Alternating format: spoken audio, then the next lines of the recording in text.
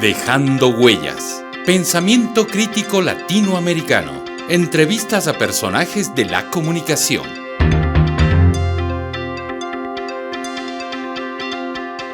Muchas gracias, Federico Suberbi.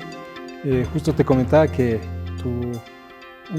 un apellido diferente, ¿no? Cierto. De todas maneras, otro día podríamos profundizar sobre eso.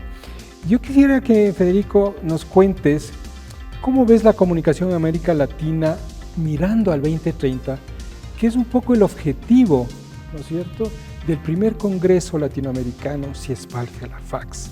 No sé si por ahí nos puedes dar unos nortes, unas miradas, unas reflexiones para dialogar en este momento. Sí, gracias por esta oportunidad de participar en este diálogo y también en el Congreso, porque mencioné al principio de mi presentación que estuve aquí por primera vez hace 50 años, justamente, cuando estaba en otro lugar, la sede de CIESPAL. Y la participación en aquel entonces me permitió hacer mi primera publicación de un proyecto de investigación que hicimos uno de los grupos que estábamos en ese seminario de periodismo. Y también conocí al doctor Luis Ramiro Beltrán, quien me orientó para ir a estudiar mi doctorado en Wisconsin sin americanizarme más de lo que ya yo estaba. Y gracias a esa conexión, bueno, antes de salir de aquí, de Quito, ya tenía se me estaban abriendo las puertas allá para el doctorado, y entonces me permitió ese inicio de una perspectiva muy amplia, global, norte-sur, de la ciencia de la comunicación. Y cuando me pregunta cómo veo el 2030, le contesto que lo más indispensable es que se tenga desde grados elementales la educación de alfabetización mediática, porque si no se tiene ese conocimiento ya cuando se llega a la universidad para estudiar comunicación, ya se tienen unos marcos de referencia que han sido afectados por la propaganda, la ciberpropaganda y hoy día la inteligencia artificial, que puede que no sea tan real como lo que debe ser. Entonces, digamos, cuando el ciudadano, la población, el profesional de la comunicación no tiene una alfabetización previa a sus estudios, además, e inclusive en sus estudios, de esta alfabetización mediática, tal vez no logra visibilizar todos estos elementos potenciales que están circulando o no los logra canalizar posiblemente a futuro. ¿Cómo planteas este tema de la alfabetización mediática? Desde grados elementales se le debe enseñar a los estudiantes, a cualquiera, y también a los adultos que ya no están en la escuela, cómo se producen las noticias, cómo se producen las imágenes, la creación de imágenes para provocar emociones, como parte de la norma de producción tanto de noticias como de entretenimiento, y mucho más aún campañas políticas. Cuando a la persona se le educa que eso es la norma, es como cuando tú vas al cine y estás viendo una película de horror, pero de momento te transportas en tu mente detrás de la cámara. Y ahora sabes que eso es tinta roja, sabes que aquel no lo mataron, sabes que la pistola no estaba cargada de nada. Te afecta mucho menos porque sabes la construcción de esa imagen. Pero cuando no lo sabes y lo estás viendo, aunque sabes que es ficción, te afecta emocionalmente de una forma muy distinta. La alfabetización para mí es parte de la alfabetización para mí, es educar a las personas sobre cómo se crean las imágenes para provocar emociones, buenas, malas, pero en la campaña política, número uno es miedo. Y miedo al contrincante. Si uno conoce ese proceso, ya tiene un marco de referencia distinto para recibir e interpretar esas imágenes y esa propaganda cibernética. Y esta alfabetización que te permite entender, ¿no es cierto?, la producción de contenidos, te permite entender el manejo de redes sociales, te puede permitir entender la construcción de las narrativas, etcétera. Tal vez no puede ser un paso interesante en la reflexión, no solo entender, sino también volverme un productor. Correcto.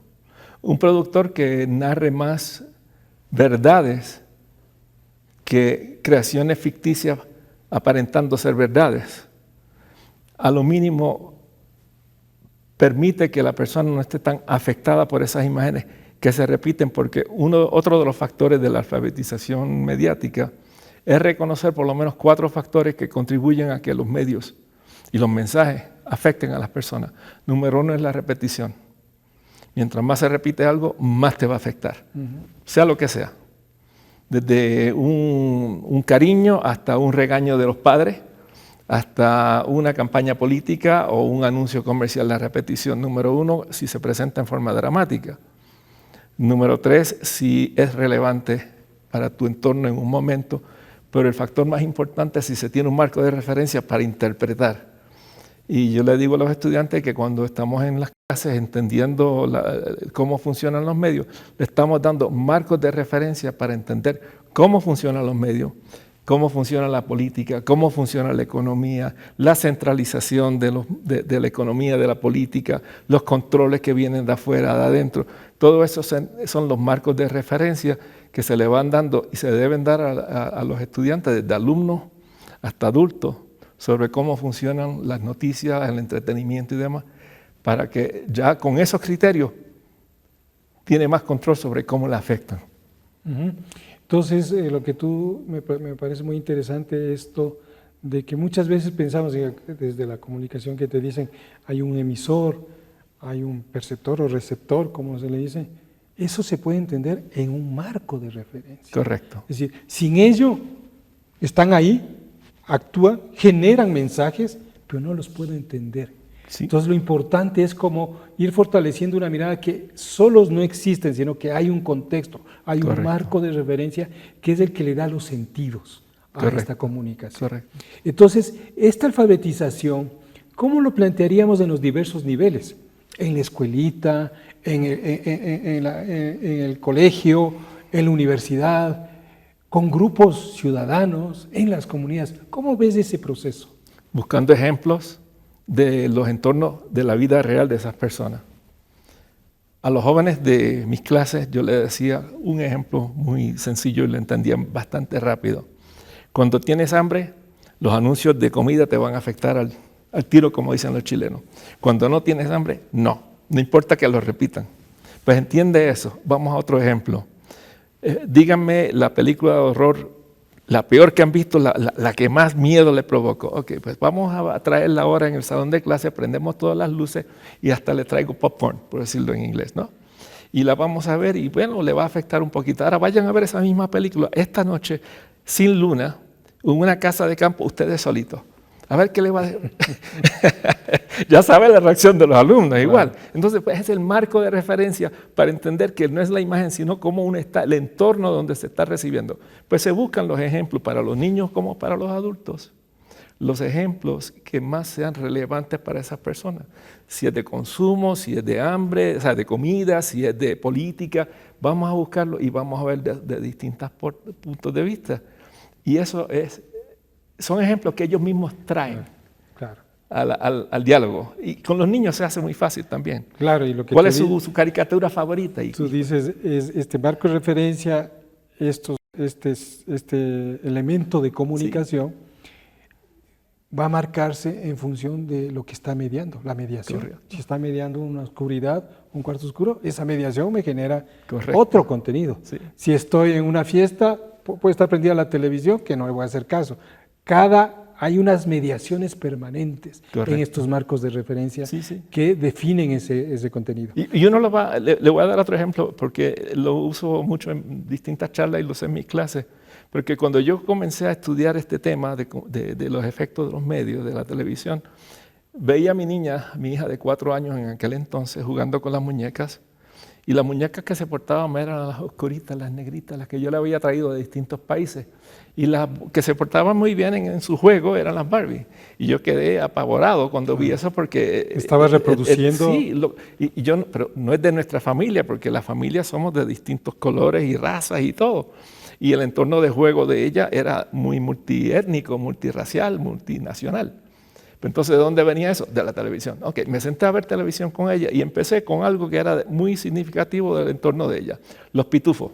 Ok, hija, ¿y por qué la Smurfette solamente está pidiendo ayuda y por qué ella no lo resuelve? Y mira, viste que aquel otro... Entonces le hacía preguntas interconectando, y cuando ya fue aprendiendo, tenía marco de referencia de lo que estaba viendo, que no necesariamente era la realidad que le presentaban en la televisión. Había otra posible interpretación. Y eso se hace con lo que es relevante para un niño. Le podría dar otro ejemplo, porque a los años hizo una crítica del Rey León, del racismo de Walt Disney por su cuenta. ¿Y cómo lo hizo? Porque ya estaba interpretando de otra forma la imagen de las voces de las hienas, que eran afroamericanas y eran los malos, y el Rey León, otro acento y otras cosas. Y eso fue ya, tuvo un marco de referencia para interpretar las imágenes que le rodeaban. Y ya el efecto de ese racismo que se presenta, que se repite, no le estaba marcando cómo ella veía el mundo. Entonces, esta importancia que ya está más que clara de esta alfabetización mediática, que lo replanteas y que me parece totalmente pertinente, ¿qué pasos tenemos que dar para que eso se comience a dar con mayor claridad? Porque creo que hay experiencias buenas en América Latina sobre estos temas, pero no está como instaurado ya en los procesos. ¿Qué pasos tendríamos que dar? Convencer a las personas que dirigen las escuelas de comunicación que uno de los cursos básicos, aparte de introducción a las ciencias de la comunicación, por usar un ejemplo, que sea introducción a la alfabetización mediática, y que como parte del curso o un segundo semestre, eso que están aprendiendo vayan a aplicarlo en la comunidad. Yo di un curso de esos en una de las universidades en las cuales trabajé en Estados Unidos, y tenía 18 estudiantes y se dividieron en grupos para hacer alfabetización mediática. Uno lo hicieron con una comunidad de personas mayores, otro lo hicieron con un grupo de jóvenes que le hicieron la alfabetización sobre hacer las niñas conscientes de las palabras de las canciones favoritas de ellas. Y quedaron espantadas porque ellas cantaban la canción, pero no se daban cuenta de lo sexistas que eran esas canciones. Correcto. Entonces los estudiantes fueron a distintos lugares y yo creo que eso sería excelentísimo, porque entonces vamos a aplicarlo ahora a un entorno político. Y cuando se cambia el entorno político, viene otra parte de la alfabetización. ¿Qué dicen los medios sobre quién decide? Lo que sea. El presupuesto, la elección, lo que sea. ¿Quién decide? ¿Cómo se tomaron esas decisiones? Y la tercera pregunta, la clave. ¿Quién se benefició y quién no se benefició de esas decisiones? Ahora vamos a enseñar a la gente en tu comunidad, en tu club, en tu grupo social, quién toma las decisiones, cómo se tomaron y quién se benefició y quién no se benefició y qué se puede hacer para ampliar. Entonces, eso también es parte de la alfabetización. Echen a los estudiantes a que vayan a hacer ese tipo de alfabetización en sus respectivos entornos y se cambia empezando en primer año de universidad. Y en algún sitio donde haya maestros de escuela elemental que les interese, vengan, les vamos a educar a ustedes para que en un tallercito también le enseñen esto a los niños. Muchas gracias, Federico, pero quiero pasar a otro tema. Ahí tienes un libro que querías contarnos. Sí. Cuéntenos. Un orgullo. Diga. Este libro es la versión en español ampliada, actualizada, de la primera antología de los medios de comunicación de Puerto Rico. Yo soy de Puerto Rico, pero hice mi doctorado en Wisconsin, no me dieron trabajo en Puerto Rico porque soy de los que cree que Puerto Rico debe ser un país independiente y las autoridades universitarias y políticas pues creen lo contrario. Entonces hice mi carrera en Estados Unidos haciendo temas de los latinos y los medios de comunicación. Una vez estaba ya a punto de jubilarme, bueno, ya me había jubilado de salario. Recibí una beca para ir a hacer un año en la Universidad de Leeds en el Reino Unido. Y la beca era, usted venga aquí, siéntese a leer y escribir. Y nos da charlas de vez en cuando. Salió la versión en inglés el año pasado, en el 2018. El año pasado saqué la versión en español y en la primera antología de comunicación política de Puerto Rico con la coautoría de Sandra Rodríguez Coto, compañera, colega de Puerto Rico, ella es un periodista de Puerto Rico, y Jairo Lugo Cando, venezolano que estaba en la Universidad de Leeds en aquel entonces y fue quien me llevó de anfitrión. Y pues con mucho gusto he podido escribir lo que siempre quise aprender, que no había cursos en mi escuela, ni en la Universidad de Puerto Rico, y es una economía política, historia de los medios y entrevistas con 60 periodistas. Interesante. Y también sugerencias, tiene 892 referencias bibliográficas. Qué interesante, qué interesante. ¿Cómo se llama el libro? Para entender los medios de comunicación de Puerto Rico, periodismo en entornos coloniales y en tiempos de crisis. Muy bien, Federico, nos parece totalmente muy rico que además a veces nos den tiempo para escribir. Sí. Que te hayan dicho, venga, escriba. Nada más. No tuve que leer ninguna tesis, no tuve que dar una clase de 3 veces o 2 veces por semana. Fue una bendición que yo no esperaba, porque decía yo, ¿cómo es que los evaluadores de la solicitud en Inglaterra van a pensar que un puertorriqueño jubilado en Estados Unidos va a ir a Inglaterra a escribir sobre la condición colonial de los medios de Puerto Rico? Pues sí, porque hay un centro de estudios coloniales, postcoloniales. Pues venga. Entonces, ahora el próximo año sale el próximo libro, que es la primera antología de comunicación política de Puerto Rico, ya específicamente sobre comunicación y política de Puerto Rico. Gracias, Federico, por tu tiempo. Te agradezco tu presencia aquí y nos veremos otra vez. Yo le agradezco a ustedes esta oportunidad de compartir un poquito de lo que uno aprende a través de los años, que no se quiere jubilar. Qué bueno, muchas gracias. Gracias a ustedes.